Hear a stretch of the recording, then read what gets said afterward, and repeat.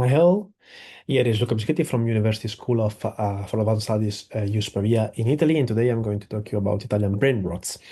First of all, let's get a definition of brain rot. It's the deterioration of a person's mental or intellectual state, viewed as the results of overconsumption of sloppy, trivial materials, in particular online.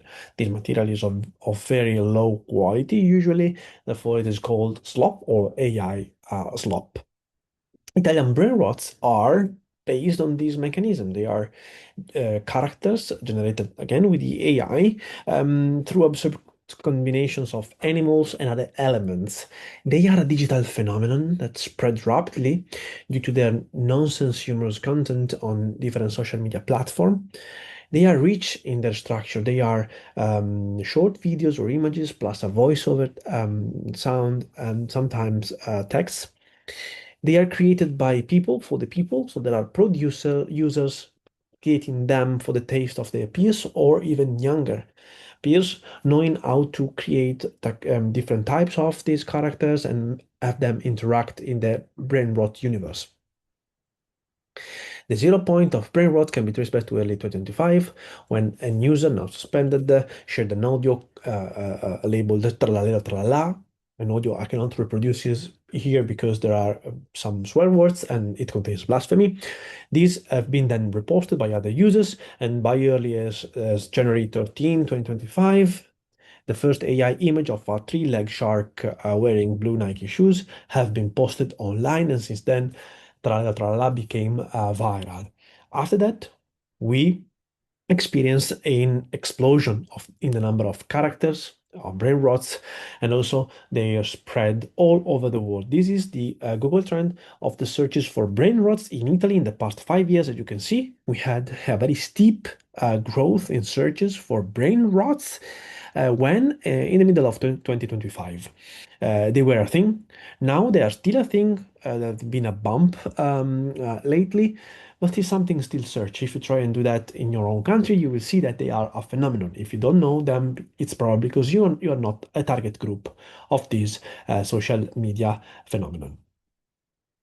They are of ultra short format, so they are part of the stimuli young individuals see, experience that fed the dopamine loop of their reward system in the brain. So they keep looking at that, and the algorithm of the platform keep people sticking into watching these kind of items. But also they can be seen as a reaction to the state of living on a lot of different slices of the population, like adolescents suffering nowadays. The features of brain rots are a nonsense, linguistic nonsense. There is no coherent meaning. There are dialogues which are absurd and illogical. There is a strong audio-visual incongruity because there is an incongruity at the visual level because there are AI chimeras. We will see examples shortly. And then the audio is completely detached from the actual video. It has no meaning with respect to the video or in general in itself. The images are surrealistic. The videos generated with the AI are very eccentric, very bright. The voiceovers are very loud. And these, even if they are a new phenomenon, they can be linked to some extent to two previous examples I found, at least in Italy. The skibidi toilet and the skibidi bop. Skibidi toilet is this horror-like face popping up out of toilets, saying something nonsensical, and the skibidi bop is a catchphrase following some very bad jokes uttered via an AI voice in these fake AI videos that recontextualize the purpose and the actual meaning of these jokes. They're very bad, so one is advised that this has been shared just for the sake of laugh, even if they are very, very, very bad, and sometimes even politically incorrect. Just to be sure about the points of brain rots, they do include the violation of visual aspects, these AI-generated chimeras. They have violation of linguistic norms. There are a lot of pseudo and non-intelligible words, not even in Italian. They are from foreign languages we cannot understand and probably are same for many other contexts. There is another use of rhymes just for the sake of the sound of voiceovers because there is no real sentence level meaning in these in a lot of these brain rot dialogues. And they also include violation of social norms due to the degree of swear words and blasphemy. In this analysis, in this talk, I'm not going to talk about them for obvious reasons, and they are not used in any experiment I'm going to describe today. So these are the Italian brain rots. You see a very strong visual component. Bright, you have to imagine it as being videos. I have the examples shortly after. We have a human performance like dancing paired with culinary object. We have multi-species hybridization here. We have body structure plus fruit. Here we have one. Plant, animal, antro hybrids. It's a mess. It's something created with the AI. Very, very much Renaissance chimeras. Here, if you stop, you can see a taxonomy of different characters according to different features, thanks to the work of Matteo Micheletto from the University of Padua and his master thesis. When you're ready, you can go on with the video. Voiceover, the vocal component is very important in these brain rots. They are delivered by an AI-generated voice in pseudo-Italian. Usually it's the Adam by 11 Labs. Here I had videos, they don't play, so sorry, but I can share you links if you want, or you can search on YouTube Shorts. This is Bananini, Scimpanzini Bananini, and we have his voiceover that would go like Scimpanzini Bananini, wah wah wah, Bananucci, monkey monkey ucci. And then we have Ballerina Cappuccina, Mi, è la moglie di Cappuccino Assassino. She's the wife of Cappuccino Assassino, and she loves music, la la la la la. Her passion is ballerino lo lo lo. In theoretical terms, according to the general theory of verbal humor, I can find a clear scriptal position in both these two examples. Here we have art, dancing with consumable objects like a cup of cappuccino, so ballet versus the cappuccino, and there is this useless phonological use of rhymes. Okay, these two words in the name of the characters, ballerina cappuccino, they only rhyme. There is no actual meaning in putting these two together. The assonance in the words used in the voiceover and the name replace any kind of possible logic of this character. For Scimpanzini Bananini, differently, we have an opposition between who is the consumer and what is consumed. The chimpanzee, usually eats the banana. In this case, the banana seems to have eaten the chimpanzee. So there is an inversion between the agent and the patient. So the eater, the monkey, becomes what it is usually eaten by. So then we also have once again, this diminutive ini, infantilize both things, okay? And it clashes with any kind of predatory logic. So anything that seems to be a predator or something very, very aggressive with this diminutive actually loses a lot of power. That's just a possible explanation of this. However, a complete taxonomy in terms of theoretical, in terms of the general theory of verbal humor or any other theories of humor is currently missing. So there is a space for everyone to collaborate on this topic. Here again, you can stop the video and you can see a taxonomy of the voiceover, again provided by the very same Matteo Micheletto.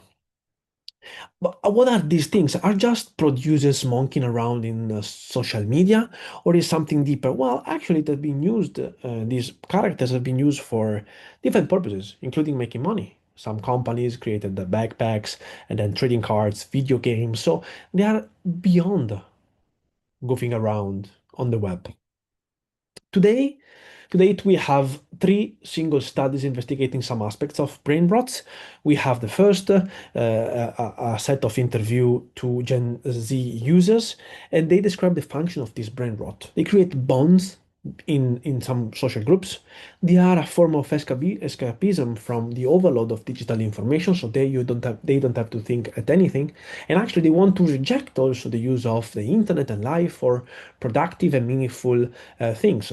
They are engaged in an anti-gratification pattern. So brain rots, in a sense, they are a way to subvert their actual state of living, but they are not subversive that much because they are trapped in the algorithm of the platform offering them. They keep going into them. With respect to their features, the study tried to sketch on their superficial structure, trying to see whether there are some aspects that are quite crucial, and they label them as overload opacity.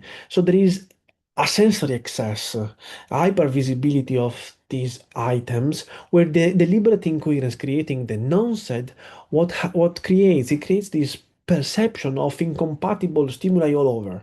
And this keeps you there trying to understand more, create more, and share the actual sensation of being baffled by this with your peers. And then again, if you have this very high reward, the dopamine looping reward problems because you are very young, you leverage you have these items leveraging on algorithmic rewards of the social media platform, and you see even more of them. There is also a data set of these items in the this corpus of Romanian and Italian brain rots. It has been analyzed with computational tools, and actually it seems that popularity in terms of likes is not predicted by the sentiment of the voiceovers of these brain rot characters, the absurdity of them, nor their rhyme schemes. What emerges is that Italian Brainrots are textually darker in terms of sentiment. They have higher perplexity and they rhyme more. Darkness probably is because they were created here. They became viral also because they included blasphemy, swear words, and something cannot be repeated here. And then when it passed from a culture, a language to another language, it have been, let's say, put more into socially acceptable terms. Also because some of these video end users have been banned because of the content of brain rot. Italian also had our audio is also louder, which is part of how they catch the attention of their users. So we know basically nothing about the brain rots. They are dismissed as meaningless, frivolous, something for kids. Are we sure is that? We know some. Do we know anything about how they are processed? No, and I will try to fill in the gap at the end of this presentation. And we even don't know their role in cultures, in societies, and if they can be used for any, let's say, positive goal. What is also missing is the definition. So now I try to give a tentative definition of them, and I'm open to discuss that because to me, Italian brain rots are a digitally native form of multimodal nonsense humor circulating on short form video platforms. Their content is characterized by absurdity, surreal AI aesthetics. They combine distorted language, internet slang, exaggerated voiceovers to create a chaotic, disorienting, looping experience. Typical examples include videos featuring anthropomorphized or hybridized entities with descriptive, rhythmically playful nomenclature and slogans, ballerina cappuccina, scimpanzini bananini, and these, when they are very catchy, they become easily viral. So with thanks to the work of another student, Elena Berinende, again from the University of Parma, we try to see if brain rots can be useful to some extent. Okay, they have a lot of say negative aspects, but what can we do with them in a very interesting way? Well, we try to see whether brain rots can be useful to introduce a topic of English literature, namely Alice in Wonderland. So we designed a, a, a study where two different classes of the same level, more or less, were exposed with two different lessons. The class one had Carol's characters and Alice in Wonderland introduced through the use of brain rots, drawing parallelism between the two. And the second class, a control lesson, introduced Carol's work and Alice in Wonderland characters via Shakespearean poems. Okay, so the playfulness of some of Shakespearean poems, something they encountered in their learning career. In particular, we focus on the role that these different framing lessons could have on the actual processing and understanding of the Humpty Dumpty poem. So basically, we work like this. We had two different classes, class one, class two, lesson one, lesson two, where on the one side, brain rots were presented, what are they, and the discussion started. In the other class, the collection of poems of Shakespeare's prompted another type of discussion. Then the concept of nonsense, playfulness were introduced at the same way for both classes as well as the characters. On the one hand, they were presented following the Brainrots, so drawing parallelism with them. On the other hand, they were presented just like they are and inviting parallelism with the Shakespearean poems and the Carol's explanation of Alice in Wonderland. We had a set of quantitative measure acquired following the two lessons in terms of enjoyment, utility, etc. But we also had, following the interpretation of the Humpty, of part of the Humpty Dumpty poem, we ask pupils to compare Brainrots or Shakespeare poems with the poem of Humpty Dumpty and to finish in a creative way the poem, concluding it with some logic, some nonsense, whatever, however they liked. So here I can show you briefly the scale of quantitative measure. We had 12 dependent variables, including the enjoyment, the efficacy of the lessons, the way they were stimulating, the way students learned something new, if they were bored, if the lesson was heavy. You can stop and see the actual phrasing of each of the questions in Italian and the labels in English. What we found is that students in both classes reported a comparable enjoyment, clarity, perceived learning of Carol Alice in Wonderland, and cognitive love, so that there was no difference. Meaning that the unconventional novel original form did not disadvantage students on any dimension, and actually, the difference was in the perceived efficacy.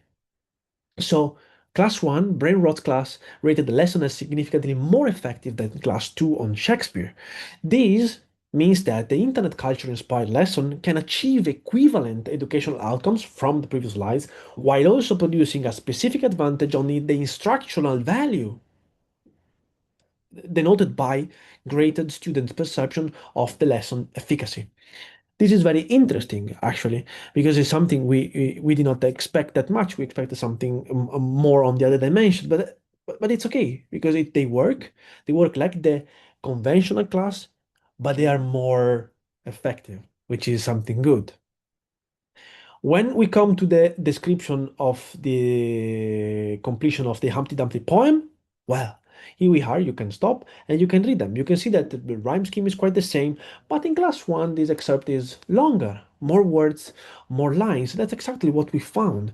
It seems that the way these students are invited to have this production is related with their ability to produce more words and the way they can produce more lines in a more creative way. I will then try to study how people actually interact with this and they react at an emotional level. This is a future study, so please take notes and provide me with comments.